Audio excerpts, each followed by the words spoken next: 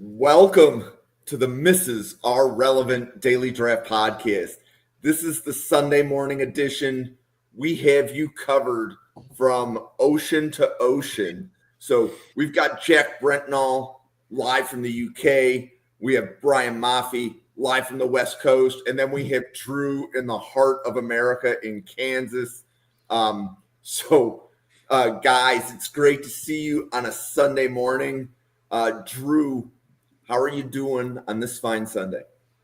I mean, I'm doing great. I feel like I'm saying it weekly at this point, but the weather's out, football's on. It's a great time. YouTube TV is being a little bit annoying right now, but I mean, I can't complain all too much right now. Yeah, so I will second the YouTube TV issue. Like, not being able to see SEC football yesterday was a problem. Like, I got stuck watching and I said I got stuck watching Big Ten games. I was watching Michigan-Purdue, and I was watching, was it Nebraska-Michigan State? Nebraska-USC last night. Someone who grew up about 20 minutes from that campus was a sad game, but... there were no... So, Jack, if you don't know, YouTube TV removed all the Disney, which includes ABC and ESPN, which has the SEC TV contract. I've seen it all over Twitter, and I'm not wanting to brag, but we're fine in the UK for once. We have everything in one place.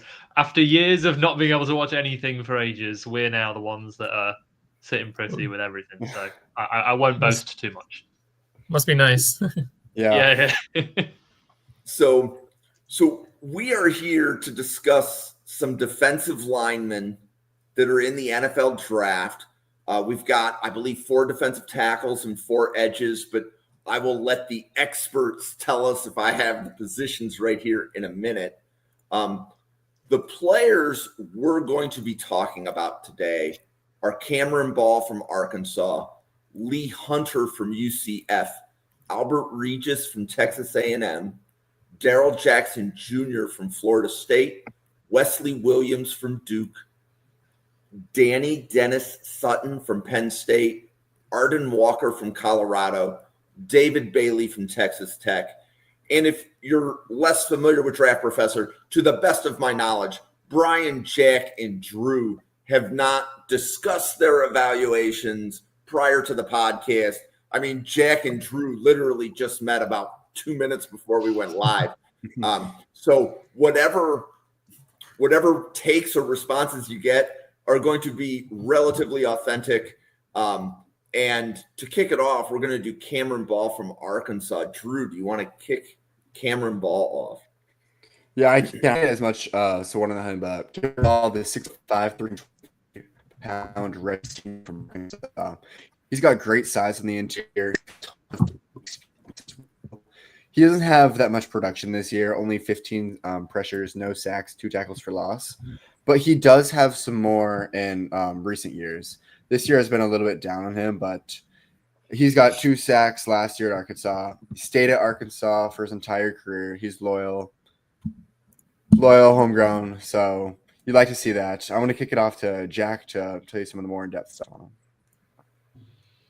Yeah, I really enjoyed watching Ball's tape, to be honest. I thought he moved surprisingly well for a guy that size. Quite fluid, explosive.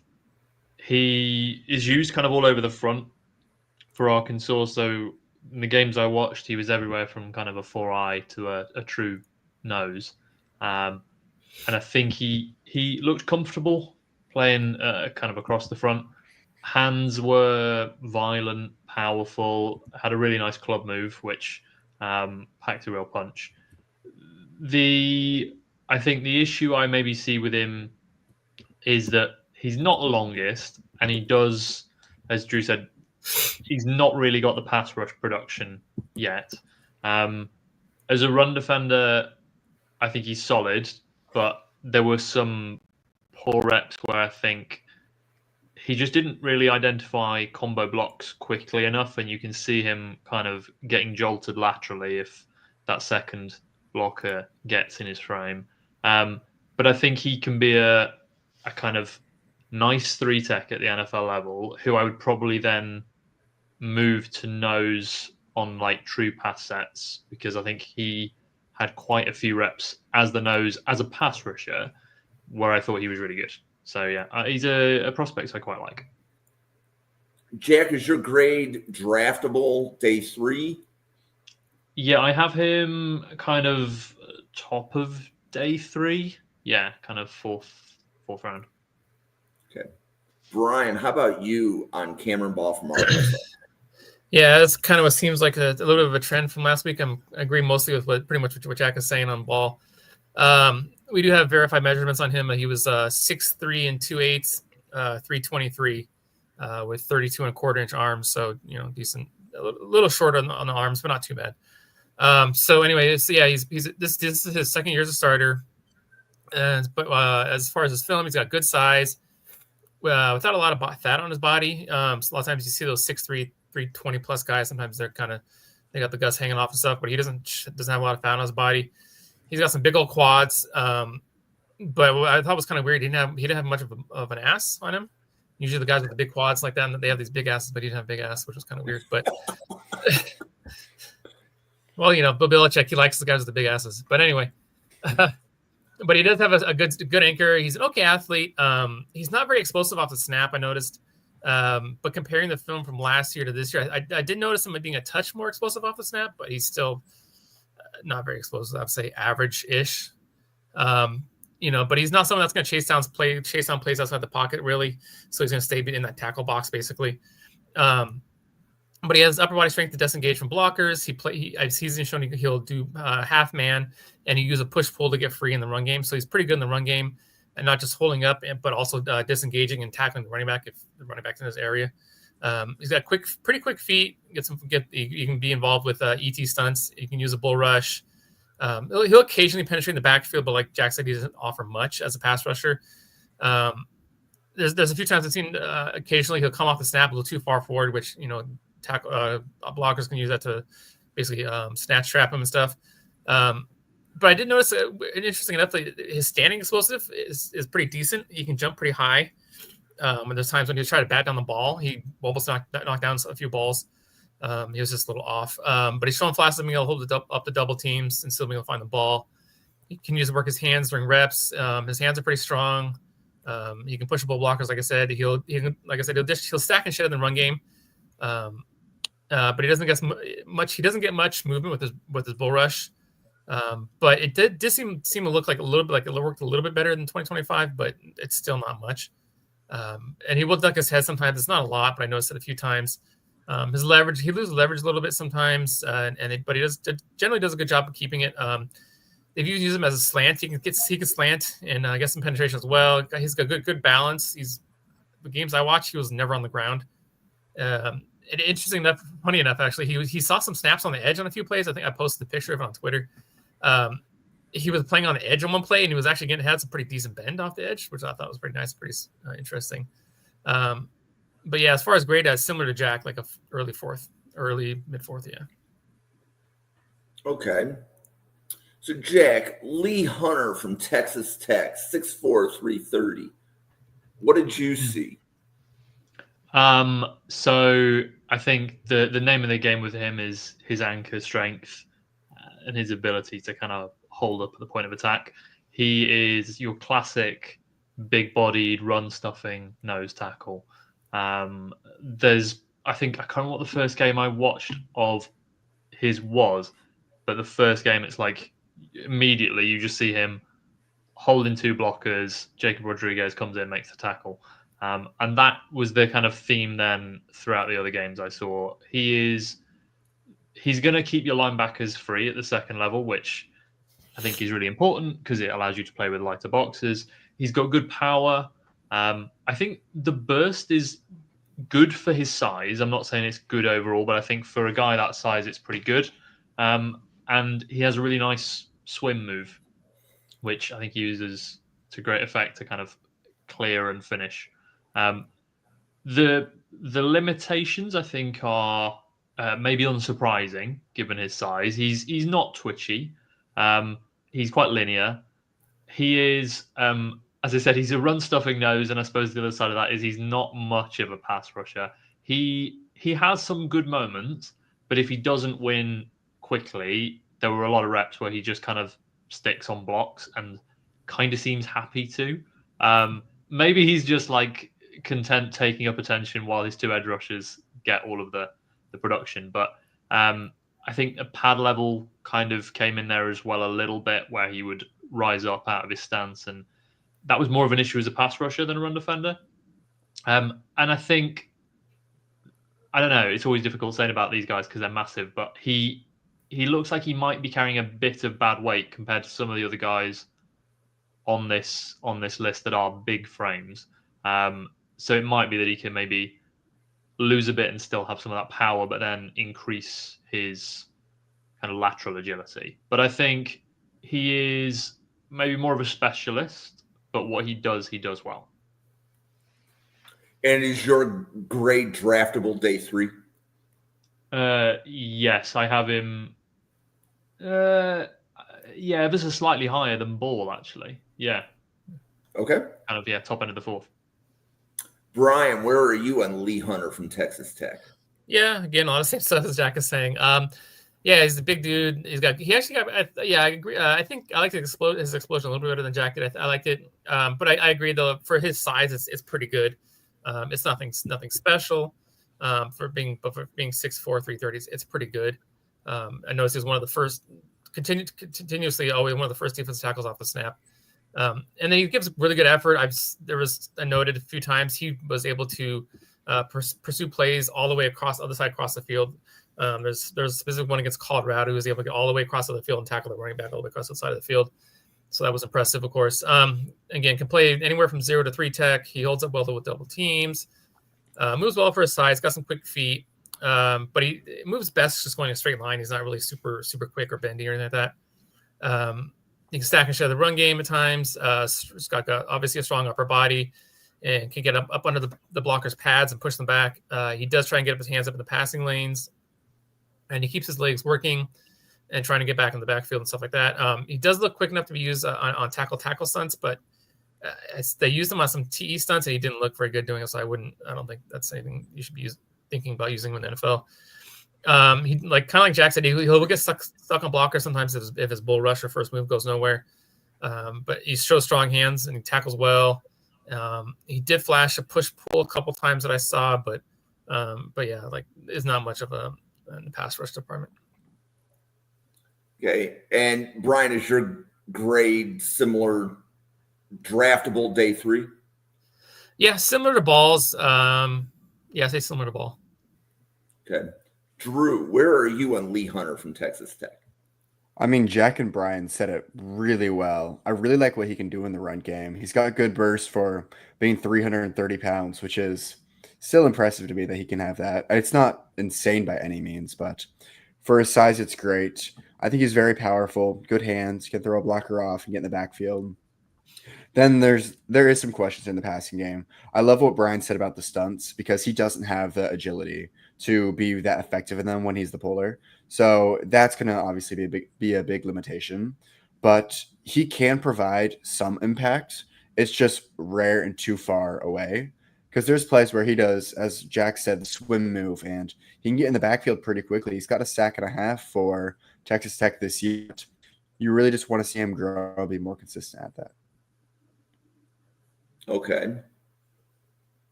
So the next player, Brian, Albert Regis from Texas A&M, 6'1", 317. Are those the measurements that you have? I got 6'1", 310, so close. Yeah. Yeah, and actually 31.5-inch arms, so the arms a little on the short side. But he kind of is what his measurables are, kind of like the kind of short, squatty type defensive tackle guy. Interesting, just some interesting notes. He's a former 4-star, and this is his second year as a starter. But as far as the film, he's a decent athlete that can work his way down the line, especially during stretch plays. Well built, though, even though he is kind of the thick, stocky guy, there's not a lot of fat on his body. So he is kind of the squatty guy, but he's kind of not in a way, if that makes sense. Thick lower body, of course. Another guy who will actually try and jump, try and get his hands in the passing lanes, bad way passes. He does have a little bit of bull rush, but kind of like ball, it doesn't go much of anywhere. He'll get maybe like he'll push the blocker back maybe a couple of yards at most, but other than that, he doesn't get much. But he has a swim move that I've seen him use a couple times that wasn't that good, but it looks like there's some potential to it where he could develop. If he develops it more, it could be a little bit of a go-to move where he can get some sacks.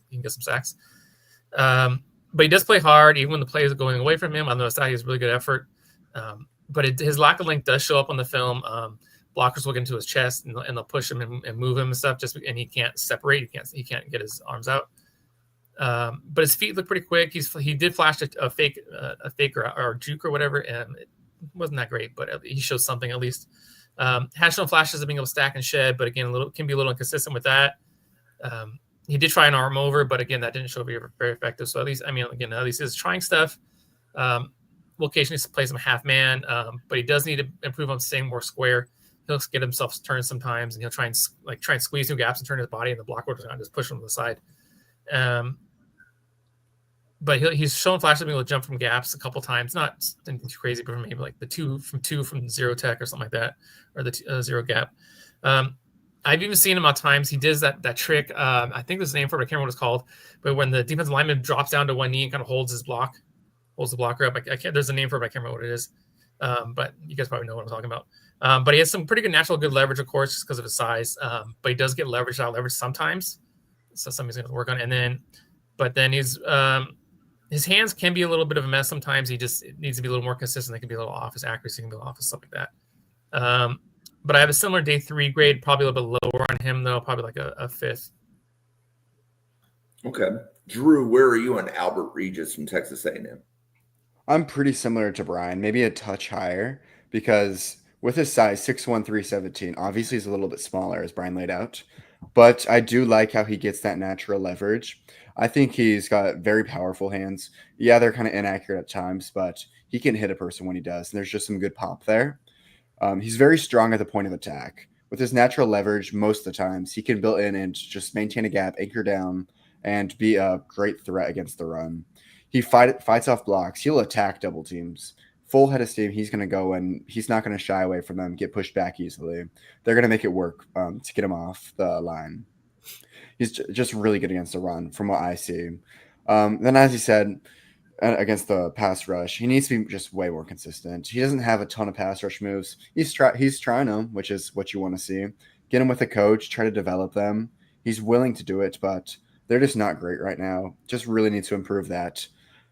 Statistically, 2 sacks, 2 tackles for losses, 8 pressures. So he's impactful for Texas A&M. I mean, he's continuing a stretch of Texas A&M always having a ton of defensive line talent. Pair him with Cassius Howell, and once again, they just replenish their group again. But I like Albert Regis. Right now, I'd have him probably late 4th, top of the 4th round. But I think he's going to have a spot in the NFL. Just get him with some coaching, and I think he could really improve. And Jack, Albert Regis. So there's a player that came to mind when I was watching him, and this is going to sound like a really lofty comp. So I'm just going to say it's not necessarily a compliment. So I got like a bit of Mason Graham flashbacks. Now I was lower on Mason Graham than most, I think, but I think there are good parts of that and less good parts. I don't think he's as good as Graham was, but similar in terms of kind of the arm length issue. Where I think Brian and Andrew have made these points a little already, but the active hands, I think, again, like that was very much a thing that Graham had. But like Graham, I think where he falls a little short is if he doesn't win quickly, he doesn't really win. So where you do see those wins, it is the kind of initial one. But if the offensive lineman can get their hands inside his frame, he just doesn't have the arm length to consistently clear and then finish. I think his strength at the point of attack is good. If you're kind of dealing with one-on-one blocks, he can kind of hold up against the drive block, and that's fine. And I think Brian mentioned the kind of ability to work this wide zone, cross face, like that kind of stuff, I think is there. My worry, again, this is something I thought was an issue with Graham last year, was when you have to hold up against double teams, I just don't think he's got the kind of sand in his pants to really hunker down and stay there. So I think there's something there. I think if he's a guy you want to be using as like a penetrating 3-tech to get upfield, I think he can be useful. But the lack of length and the fact I don't really trust him consistently as a run defender worries me a little. So I'm probably lower than both Brian and Drew, not by a lot. He's probably kind of 5th to 6th round grade for me.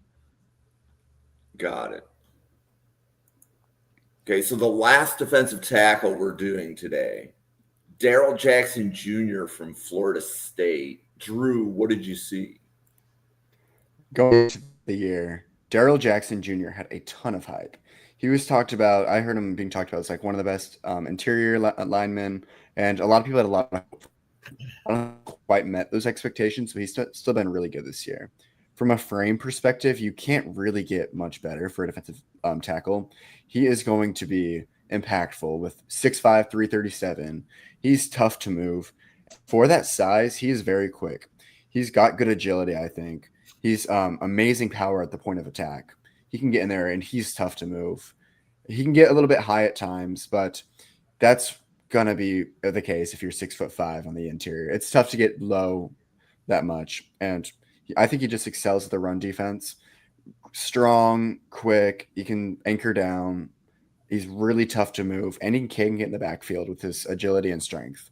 He won't impact the pass game much.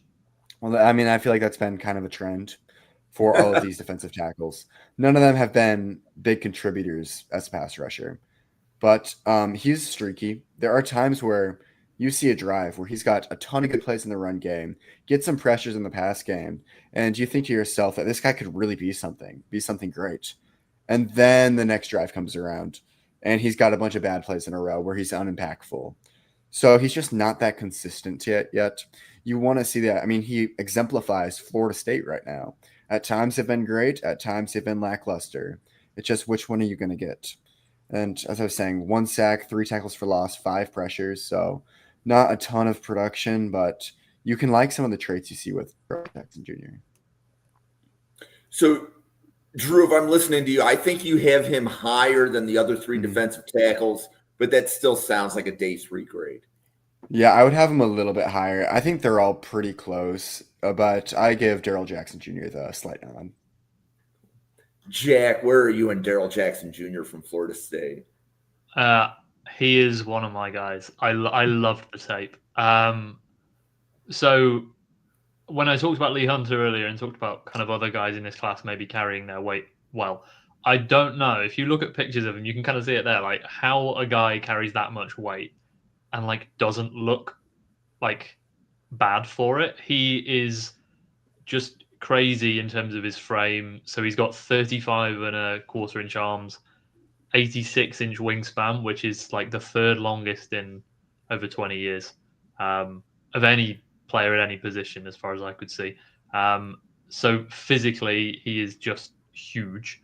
The strength is, I think, pretty much, I'd probably call it elite. The amount of times, if you watch him, so from this year, I watched the Miami game and the Stanford game. I've never seen a guy walk back a center so consistently. Like when he's playing like head up nose, he just destroys them in the wrong game, resets the line of scrimmage. His anchor is excellent, rarely moved off his spot. As Drew mentioned, he's pretty smooth and explosive especially for his size. But I think it's the power, the proportional length, the run defense is what you're drafting him for. Now, yeah, Drew mentioned the five pressures he's not going to do much as a pass rusher. He might get some initial push because you do see that bull rush show as a pass rusher, but if that stalls out, there's the occasional swim, but there's not much really outside that. Now, pad level kind of comes up as an issue, more so as a pass rusher than a run defender. But I think he's the kind of guy where I know what I'm getting as a run defender from day one. I know I'm getting a high-level nose tackle that can stuff the run and eat up combo blocks. And then I would just think he's 341 pounds I've got him verified as, with over 35-inch arms, and he's quick. I'm just going to take that guy and go, at the very least, I'm getting a good run defender. And I might get, I'm not saying he's ever going to be a plus level pass rusher, but even if he just becomes kind of adequate, competent, then I think you've got a very good player who'll play in the NFL for a long time. So, Jack, how would you compare Darrell Jackson Jr. to T'Vondre Sweat? That's a good question. I think he similar kind of strength profile. I think Jackson's maybe a little bit, from memory, a little bit better of a mover in terms of kind of fluidity. But then I suppose Sweat was, I think, a little bit bigger. Certainly weighed in at like 360 at the combine, I think, or maybe more than that. I prefer Jackson as a prospect, though. I'd say. I think just the kind of the freaky length, and just the overwhelming power is just tough to beat for me. Okay, so the reason that I asked, right? So most 2-down defensive tackles go day 3. Yeah. Right? Like if we think back to the last draft, like TJ Graham, pass rushing defensive tackle, goes day 2, but Jordan Phillips and CJ West, run stuffing defensive tackles, go day 3. Yep. So everything I heard on Jackson was, from you and Drew at least, was okay, he's a run stuffer. But I'm thinking, Jack, that your grade on him is day 2. It is, yeah. I'd say he's probably pretty much top 50 pick for me. Now, it all comes down to what you value, I suppose. I think he's the kind of guy that you can, if you have him playing nose, you can play lighter boxes, and with the flexibility that then gives you in coverage, like he's not going to improve your pass rush much, but if he can then allow you to play a lighter box on early downs and then devote more resources to the pass, then I think there's kind of a plus there. But I suppose baked into that grade is the assumption that you can develop him somewhat as a pass rusher because of the traits. If he doesn't ever become more than just an early down guy, then he probably won't be worth that. But I think I'd be willing to take the bet. Okay, so Brian, is Darrell Jackson Jr. a Green Bay Packer in round 2? No. Not their type of this. Crushing my dreams, Brian. Sorry. Tell us why, Brian. Well, I talked about it a few times on Twitter. I think I wrote an article about it too. Just with the new scheme Hafley brought in, they obviously the defenses these days in the NFL, they're multiple. You move guys around, all that type of stuff. But he's still mostly a 4-3 even front, so he doesn't really use a true nose tackle. And you notice they let go of TJ Slaton, and like just the defensive tackles on the roster right now, they're all like 300 to 310, something like that. And I think that's kind of like the ideal range he wants for us, and it's a 1-gap system too. So they want penetrators more than 2-gappers. The old system was kind of 2-gap now, but now it's 1-gap, so they want guys who can kind of penetrate. Okay, so Brian, where is your overall grade on Jackson? Yeah, Jackson, day 3, I think probably like 5th round, kind of 4th, 5th round, similar to the other guys. I think it just depends on the team and what they're looking for and who they quote unquote fall in love with or who they like. It's going to vary per team. I think these 4 guys they're going to grade in similar ranges for a lot of teams. It's just going to be one guy's going to be here, the other guy's here, and they're going to flip and flop. It just depends on the teams and what they like. Yeah, so this was interesting, right? And this is actually why I love doing podcasts like this. I heard the same assessment from all 3 of you, but yet the grade was drastically different, right? Based upon you see something that you think maybe that there's more up. Like in Jack's case, I think, Jack, what I heard you say was you see an upside, which is why you're moving Darrell Jackson Jr. higher than the other 3 defensive tackles, which are pretty much the same role of the defense. Yeah, is that a fair conclusion? I think so. Yeah. I just think there's more to bet on traits wise than the other 3. Okay. So next player, Jack, Wesley Williams from Duke, edge, 6'3", 265. What did you see? What did you like? So I think the things I liked, I think he's got good first step quickness for his size. And I think that kind of bigger bodied but shorter, stockier frame gives him some good natural leverage, which you see as both pass rusher and a run defender. I think his hands are really active as a pass rusher, which I really like. And you'll see him kind of trying to attack tackles in a variety of ways, some perhaps more successful than others.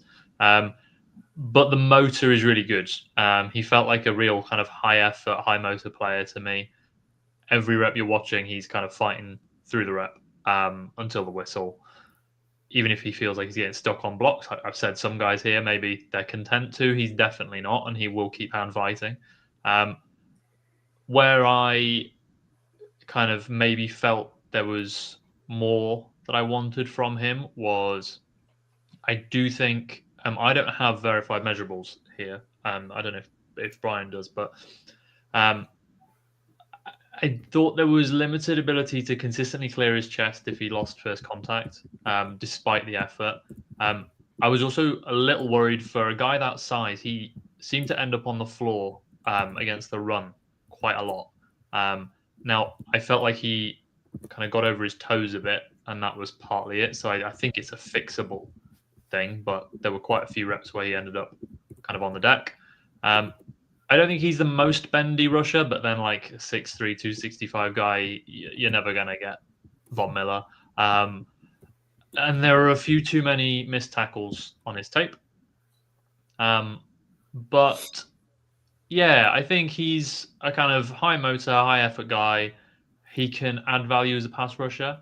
But I think beyond that, I'm not too sure. So he's probably kind of, I'm just looking at my grade now. He's kind of late 5th, maybe early 6th round for me. Okay. Brian, Wesley Williams from Duke. Did I see you tweet about him? I did. Over the weekend? Yeah, I tweeted out some video clips of him, yeah.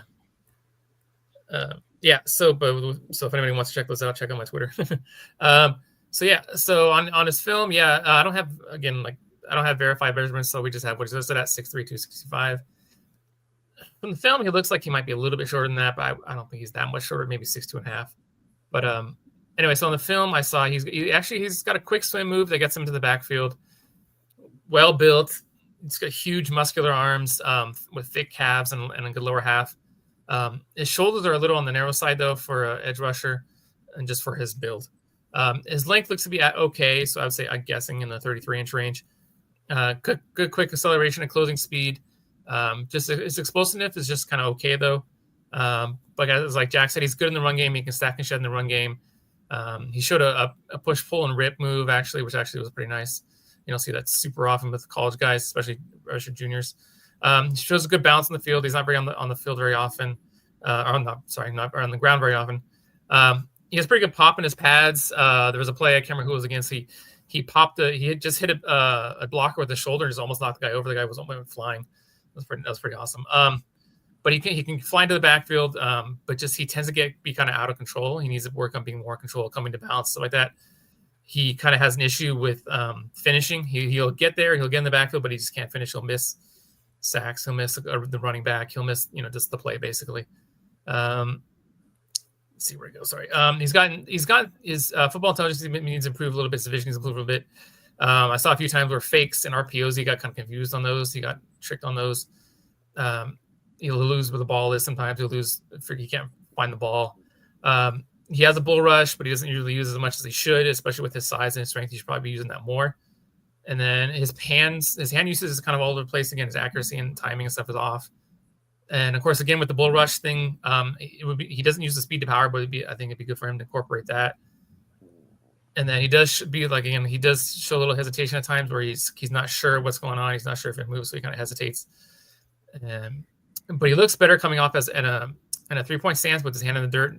They've had him in a 2-point stance, but he just doesn't look the same. He doesn't look as, even though he's not super explosive, he doesn't look as explosive coming out of that. And then I saw him try to Euro step, but it didn't look very good. I don't know if that's really much. He should really be worrying about that one. But he moves pretty well in space. I posted a clip of him. He's able to actually drop back and flip his hips and turn and run to the sideline to cover. I think it was a running back. I posted, and that surprised me too. I was really surprised. I posted that on Twitter. That was really nice. So even though he looks better in 3-point stance, you can probably use him as his own dropper. So that's a good thing there too. He hasn't incorporated any fakes. But he has a few times I've seen he can build a bit ahead of steam. It just takes some success to get going. But he's shown he can play a lot of snaps. They play him a lot of snaps at Duke. So that's always a good thing. And then, which means he's got a solid floor. He could be, at the very least, he could be a good run defender in the NFL, just take up snaps for whenever you have injuries or just you need a rotational guy or whatever. But I have a mid-day 3 pick on him, and since he's a redshirt junior, I have him as a return to school. Drew, how about you on Wesley Williams from Duke? I was very intrigued going into Wesley Williams because I podcasted with Newt last week, and he pointed out Wesley Williams as someone to keep an eye on or for me to watch, but just gave no indication of why. So going into it, I was very interested to see I don't know if it'd be good or bad, but I found myself really enjoying it. I love edge rushers or really any player who has such a high motor, plays through the whistle, does all that. I feel like if the effort's there, give him some coaching and they can do it. And Wesley Williams does that. His motor runs is about as high as you can. Play really every snap of a game. And he is pretty versatile. He can do a lot of different stuff, the run, the pass. As Brian said, I think he could drop back into coverage. I wouldn't do it a lot, but you can in certain looks drop him back into coverage. I think, one second, let me pull up my notes here. But I think I like his hand usage a lot. He can win around the edge with his bend. I don't think he does that enough or a lot because he isn't the most explosive athlete. He's not the fastest person ever, but he can do that. He's got good pursuit, good closing speed. He's very physical. He's not afraid to take on a block. The biggest thing I had on him, I know Brian mentioned this, was his missed tackles. It's just sometimes he's there to make the play and just can't finish. I was looking up on PFF. He's got 9 missed tackles and a 26.5 missed tackle percent. That is just too high right now. You've got to use fundamentals, sure up your tackles, because it doesn't matter how good you do leading up to the play. If you have an amazing move, get to the quarterback, but just can't finish it, it's meaningless. So I really want to see him improve at that, but I was pleasantly surprised by Wesley Williams. Okay. And all three of you think return to school more likely than being in the NFL draft? Yep. Yeah, I think that. Yeah. Okay. Dani Dennis Sutton from Penn State. Brian, where are you on the Penn State edge? So this guy is interesting. I think a lot of people in the scouting community are kind of like all over the place with him. Just from talking to the people that I know within our group, obviously, and other people and stuff like that. It's like some people love him, some people hate him, some people in the middle, people all over. But we do have verified measurements on him. 6'5", 5'8", so almost 6'6", 265 with 33 and an 1/8 inch arms. And he's also actually a former 5-star player, so I think it's part of the reason why he gets some hype and some talk and all. Everybody talks to him. He's definitely got a thick build. He's got good musculature. Sorry, and he's definitely, as they say, on the first team, all off the bus, guy. But as far as on the film, it just doesn't translate. His explosiveness is okay, not special, nothing really that stands out. He'll chase plays down though. He's patient on backside runs. He'll use a fake, but it's not that great. He flashes a bull and a rip, but doesn't use it that much, and it's kind of touch and go. He's got an okay stutter step. He'll do some speed to shower, speed to power, and he'll shuck, and then he can zone drop a little bit. His bend is kind of not that great. It's okay. Not really much of a bender guy. He'll use his length. He uses one arm stab, but his vision's not that great. And when it comes to RPO plays, he gets confused and he gets mixed up. He can dip and rip a little. He uses a spin move, but he uses it too much, and it's not that effective. And then he can win on the outside a little track if you let him, or if a tackle undersets, he'll get around him. He's got some nice closing speed off the edge. His timing on stunts is like way off. And then this year his production has fallen way off. And I think maybe just because what's his name, left or right to the NFL, I think Wesley took up a lot of the offensive blocking. What's that? I said a lot of the offensive attention. I was trying to a lot of the attention. So now it's like he's the quote unquote the guy, and it's just he's not that. He's not catching up to it or whatever. His play is just really inconsistent. He's just never reached his potential. I just feel like he's a day 3 guy, probably mid day 3 that you take, and maybe he's a rotational guy, maybe develops, maybe he's out of the league in 5 years. Who knows? Drew, where are you on Dani Dennis Sutton? I wouldn't say I'm high on him, but I'm a little bit higher than Brian. People will see a Penn State edge rusher and instantly be interested and raise his stock. And I think that's what's happened a little bit for Dani Dennis Sutton. I love the point that you guys brought up about him not being as productive because Abdul Carter left last year. And that's 100% true. I think he's a great complementary piece for Penn State, but he's really struggled to be the guy and be the soul star edge rusher. They have Zane Durant on the middle still, but it's different. He's got prototypical size, 6'5", 265. He's got 2 sacks, 5 tackles for loss, 23 pressures this year. So a drop off from the year before, but still all right. He's extremely violent. He's got a good bull rush. He can get a little bit low for his size. I kind of like the leverage I saw. He can struggle with it at times, but there are flashes where I think it's good. He doesn't have a great first step. That's one of the things. I don't think he's that explosive, and I'm not high on his explosiveness, really. I think he's more power. He's good in pursuit, though. He's great at setting the edge in the run game. That's one thing. I do like his IQ for that. He doesn't bite on play actions or read options. Sorry, he doesn't bite on those. Sets the edge and contains the quarterback. But I just, as a pass rusher right now, I'm still just kind of questionable on him. I don't think he's got a great plan. Brian brought up he does spin move a lot, but it's not particularly great. He kind of just defaults to bull rushing or trying to win with his power. So I'm a little bit higher than Brian. I think a team just with his size, with his power, will take a day 2 flyer on him, like a late day 2. But I don't think he's insane like some people have been saying. Like I've seen some round 1 projections for him, and I'm not there. Jack, where are you on Dennis Sutton? Yeah, so I don't think that dissimilar to Drew or Brian. In terms of round, I'd probably be talking, I suppose, a little higher than Brian in that sense, kind of round 3. But he's a weird one because he's been playing for Penn State for 3 years, and he did get some play as a true freshman before that. And it's that kind of, it's like that Moneyball meme thing of where it's like, if he's, built like this and he's got these traits, then why is the production not there?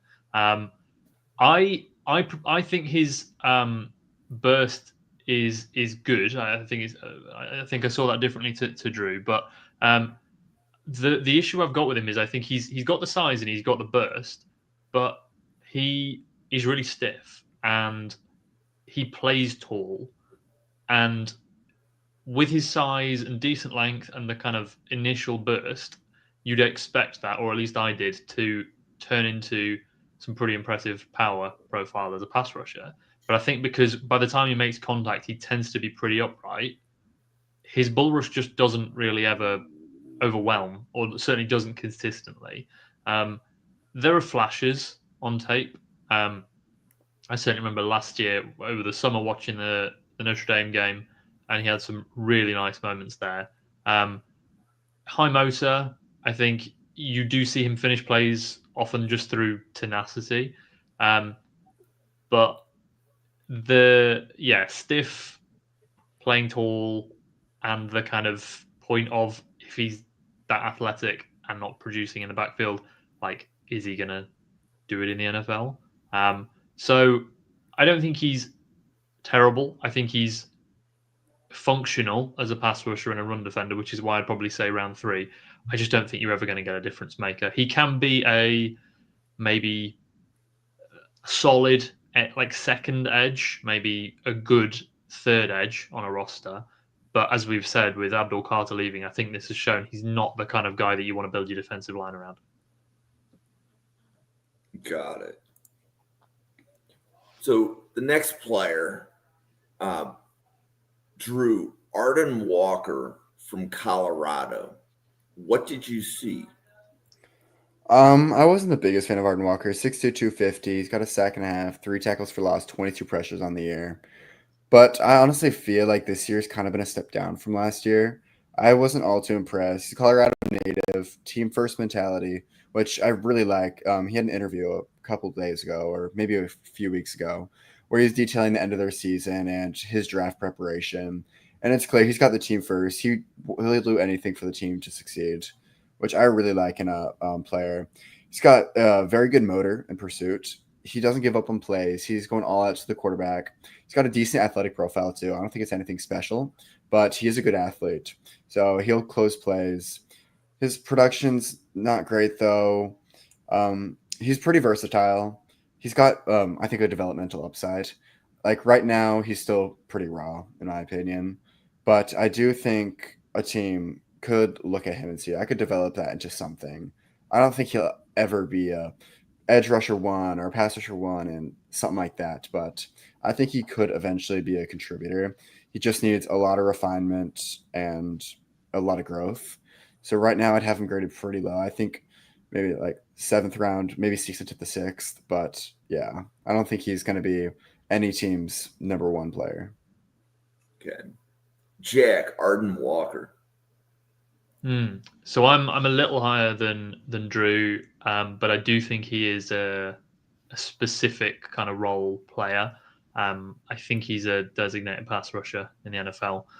Maybe he can be coached up to be a little more, but I didn't really see it on tape yet. I think, Drew mentioned the athleticism. I think you see some good bursts to win kind of around the outside shoulder. I thought he was really nice on stunts. You could see him kind of working as the looper on stunts, and he's kind of got the flexibility in his hips to kind of work that. I think he clearly understands how to attack offensive tackles as a pass rusher. You see him try and set up different moves. He's not just spamming the same move over and over again. He will try and set them up and then exploit them, kind of sequence his moves. And his hands, I think the timing and placement are good as a pass rusher. As I mentioned, run defense is not where he wins. He gets moved around pretty easily. I think play strength overall is kind of adequate, but I think it's probably more likely to show up as a problem in the NFL when you're going up against bigger and stronger offensive linemen. You see that as well at times as a pass rusher where he will win kind of initially, looks like he's going to get the outside shoulder, but he just doesn't have the strength to kind of flatten around the arc, and tackles will be able to kind of just push him around the pocket. You saw that against Utah. Obviously, they've got a good pair of good tackles there, and you could see them kind of covering him that way. The frame is not going to be for everyone. Like 6'2", 250 is kind of a smaller, stockier build. But I think in the right scheme, he can be a contributor. I have a higher grade than Drew, but I think it's still firmly day 3. Kind of probably more in that 5th round range for me. Brian, where are you on Arden Walker from Colorado? Yeah, I'm a little bit closer to Drew than Jack, but yeah, still a lot of the same. I think we all see a lot of the same issues.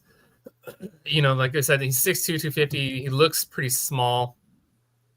He's got a long body, but he's got a thin lower half. And then sometimes his arms are kind of all over the place. Like he's coming off the snap, and his arms are kind of just all over. I'm just like, why are your arms so far out? But he's tried to use a long arm. It was okay, but didn't really offer much. He has some decent bend though. Especially for a smaller guy, it's decent bend. He can do a little bit of a dip. But athletically, he's kind of average-ish. He's nothing special, not particularly fast or explosive. But for being a smaller guy, he can contain and play the edge and the run a little bit. Again, nothing special, but for his size, it's not bad. He's not a bad run defender. He'll work his hands, but he tends to get stalemated a lot, kind of gets stuck.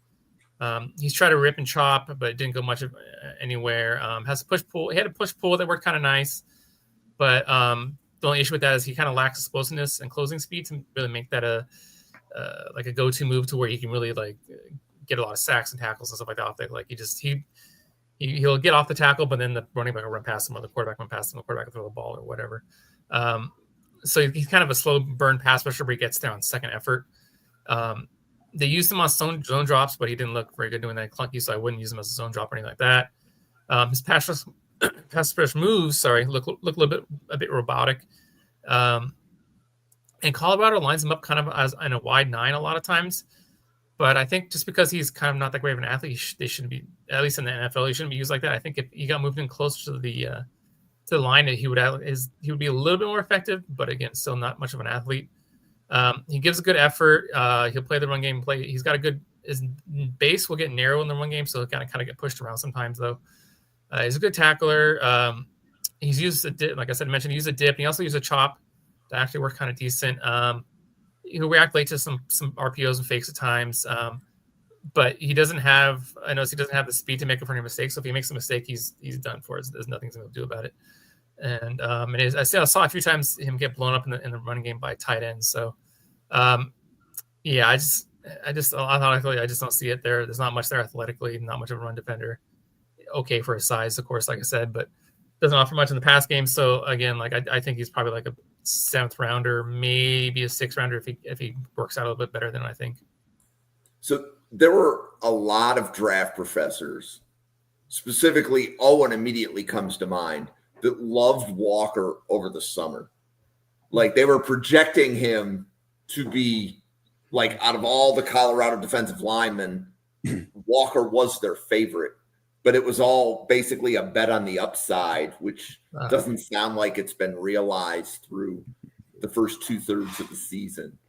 I think his year, this year hasn't been as good. I thought last year, I watched a little bit of him last year, and I thought that was a lot better than what I've seen this year, but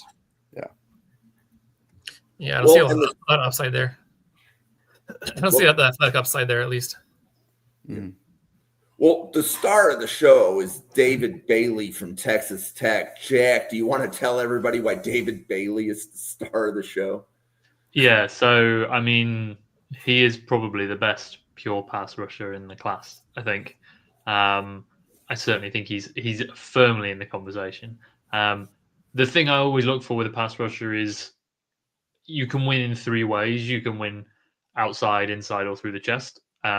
And the guys who are going to have a long career in the NFL can do all 3. I'll be honest, when I watched Bailey over the summer, I saw a guy who could win outside. I saw a guy who could win inside. The question was whether he could ever kind of have the power to win through the chest. And I think what we've seen in recent years with the way the NFL is trending is the guys who tend to translate best are the guys who can convert speed to power. It's much trickier to be a pure speed guy and win. Now, I think in terms of what he's done in 2025, now he's gone to Texas Tech. I've definitely seen him develop more. The explosiveness is great. I think he's probably one of the most explosive, if not the most explosive pass rusher in the class. Consistently able to threaten the outside shoulder. He's got the bend as well to flatten at the top of the arc. His inside counters are incredible. If you want to see, I mean, there's plenty of great games this year. The Houston game was very good, but the Kansas game was just excellent in showing the different ways he can win. Really nice inside swim. If tackles are going to be terrified of his speed. So the amount of times you'll see them overset and then he just knifes inside and immediately gets to the quarterback. I think the power has developed. It's definitely not his go-to, but there have been a number of times I've watched him this season where I've seen him convert speed to power. And that ability to win in all 3 ways is going to keep tackles guessing. You're already seeing opposing offenses really just try and do anything they can to contain him, whether it's chip help or double in with a tight end. I think he's brilliant. Like as a pass rusher, he's brilliant. It's probably obvious that at this point, all I've mentioned about him is his pass rushing. And that's where I think the interesting conversation starts with David Bailey, because it's another case of how much you value a particular facet of the game. If you watch him on rundowns, he is flat out bad. He is consistently moved off the ball. He doesn't have the anchor strength. He reminds me quite a bit in that sense of Mike Green in last year's class, who I definitely was lower on, where if you're lining them up as a wide 9 and you're asking them to pin their ears back and get at the quarterback, you are going to get production. But as soon as offenses start playing with condensed formations, which you're going to see much more of at the NFL level, and you're asking him to work from a kind of reduced alignment, if you're asking him to play kind of 5-tech rather than wide 9, you're going to see really different results. His arms, I don't know if I've got verified measurables, but they look a little on the short side. They're definitely not terribly short, but they're probably under 33. And so I think he is going to be a little bit of a love or hate kind of player, maybe. But I think what he does exceptionally, and what he doesn't do is quite important to being a 3-down player. So it's tricky. It's tricky. I think the value of pass rush means for me, I'd still take him in probably first round. I've seen him getting like top 3, top 5 pick talk, and I just don't see that myself. I'm interested in what the other guys think though, because I think he's a really interesting discussion point for kind of what you value in an edge rusher. Brian. Yeah, echo a lot of the stuff that Jack said. Again, like Jack, we don't have verified measurements on, of course, listed at 6'3", 250.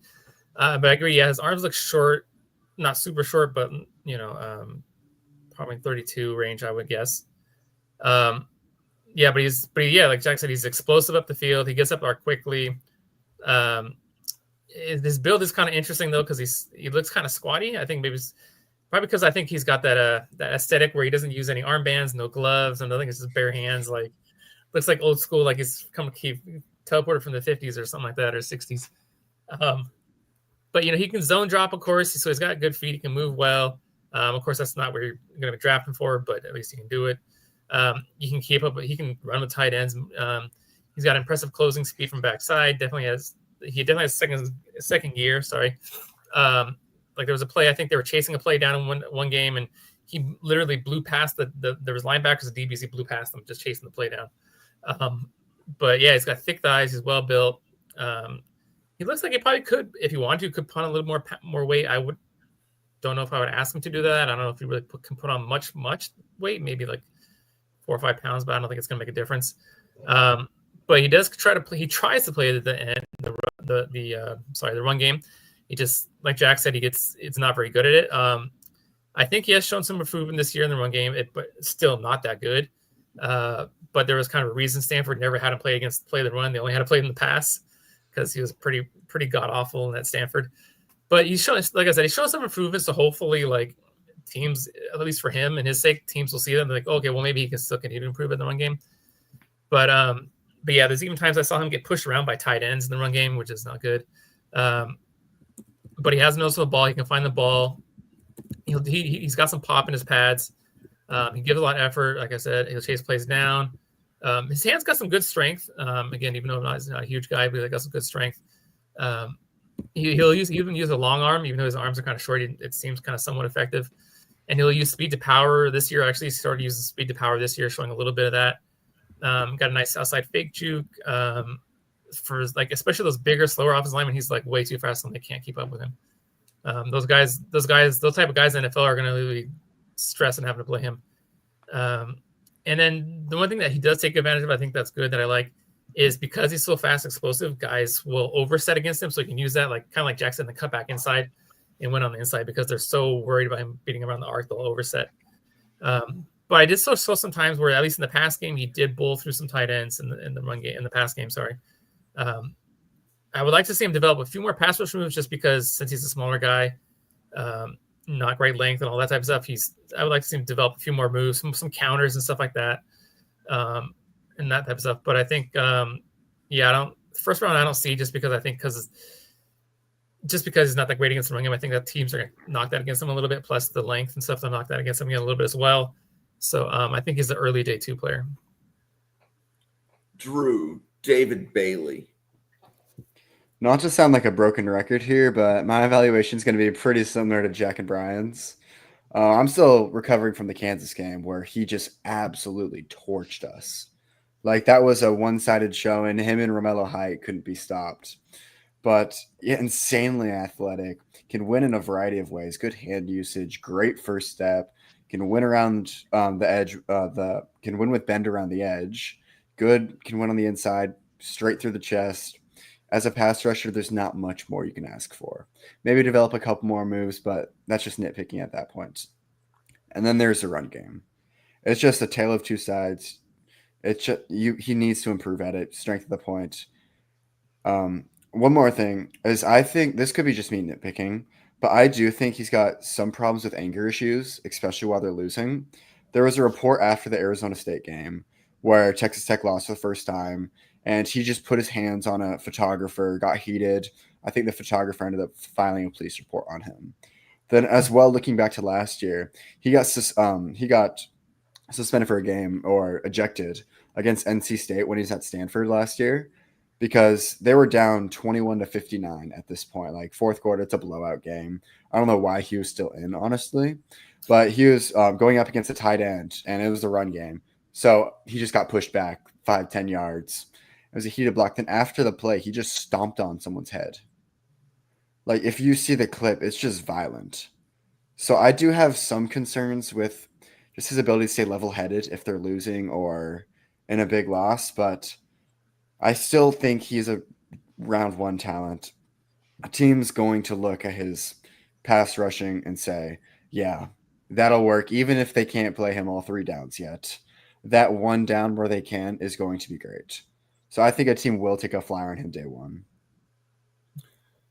Okay, so let's talk about David Bailey and whether you take a designated pass rusher in round 1.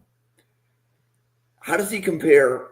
Will McDonald was a similar style player for the Jets, right? Pretty much a designated pass rusher. Brian, do you agree that Will McDonald would have been a designated pass rusher drafted in round 1?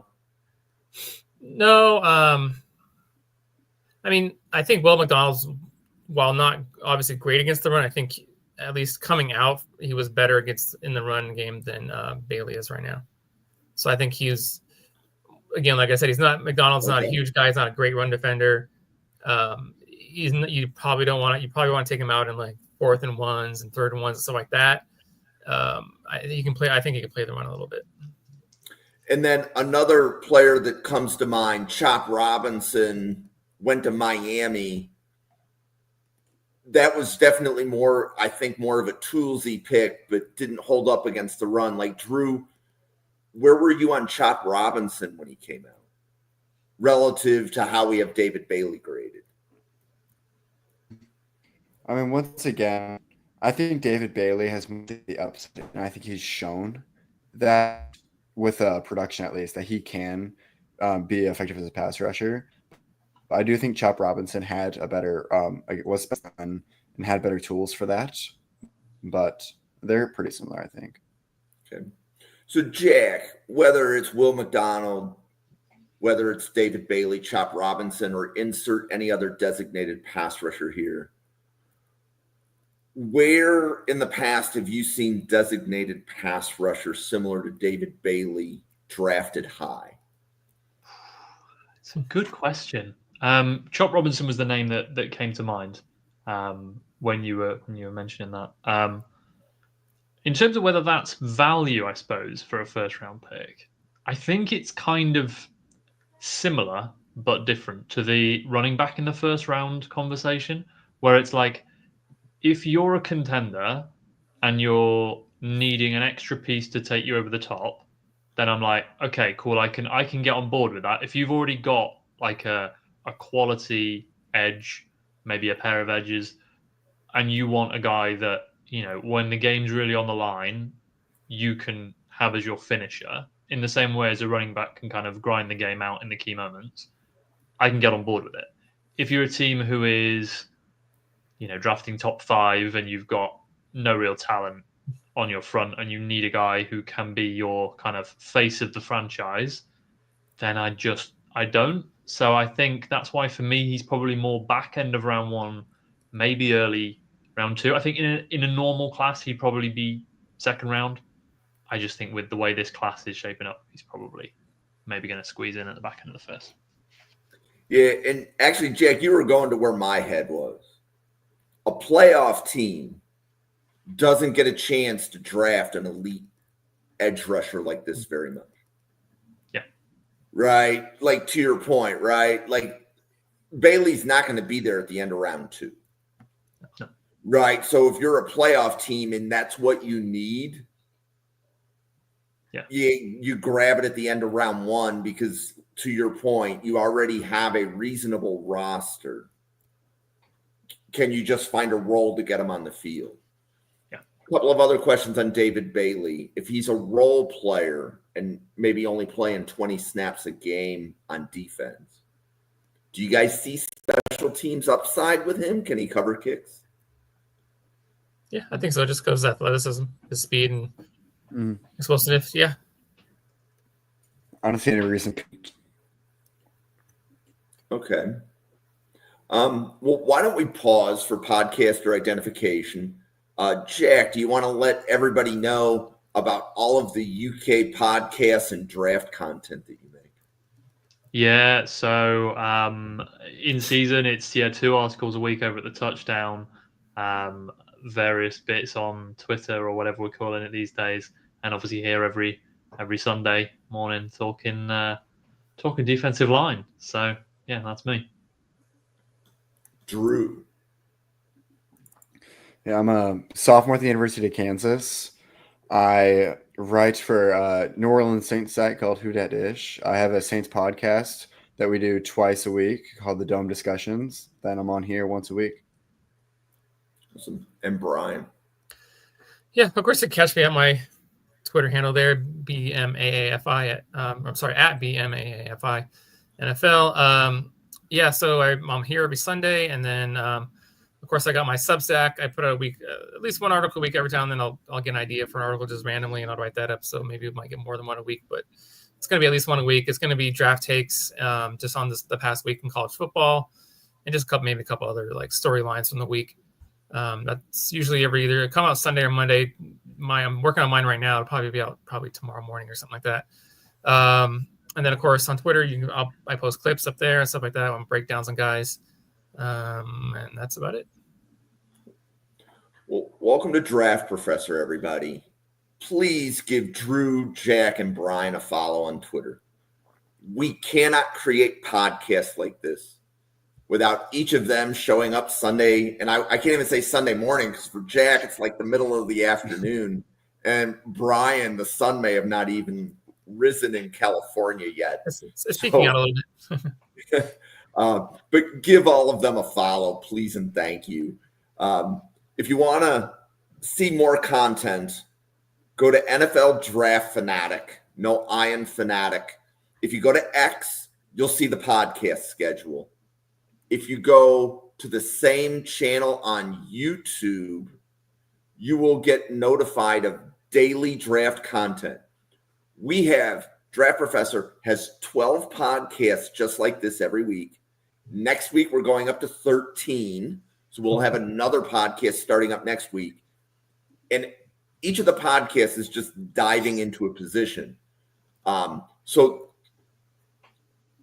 Brian, Drew, and Jack will be covering defensive line. The players they're going to cover next week: Quintavious Hutchins from Boston College, Will Helt from Clemson, Gabe Akis from Illinois, Tyreek Sapp from Florida, Zion Young from Missouri, Anthony Lucas from USC, R. Mason Thomas from Oklahoma, and Kristen Miller from Georgia. So we'll be here, and I'm about to count how many more podcasts. So 1, 2, 3, 4. We have enough players for 5 more podcasts. So I think we're doing at least 4 definitively. But there's definitely enough players that we could definitely get a 5th podcast. There are 3 different defensive line podcasts. Right? So it's Sunday, Monday, Wednesday. In the same week, they'll never cover the same players. But if you watch, like, for example, Drew last week did the group that the Sunday team is doing this next week. Right? So we needed to, a podcast fill in for one of the people. So Drew was able to step in and do that. So you might hear Drew say the same thing about the players. But other than that, it'll be relatively new takes on players. If there is a player that you would like us to discuss, feel free to drop it into the chat. We've done that with a few. Bernard Gooden from LSU is one that immediately comes to mind. for the 110 podcasters at the Draft Professor, for Jack, Brian, Drew, myself, thank you for tuning in. Enjoy your Sunday of football, and we'll see you on a podcast again tomorrow, everybody. Thank you.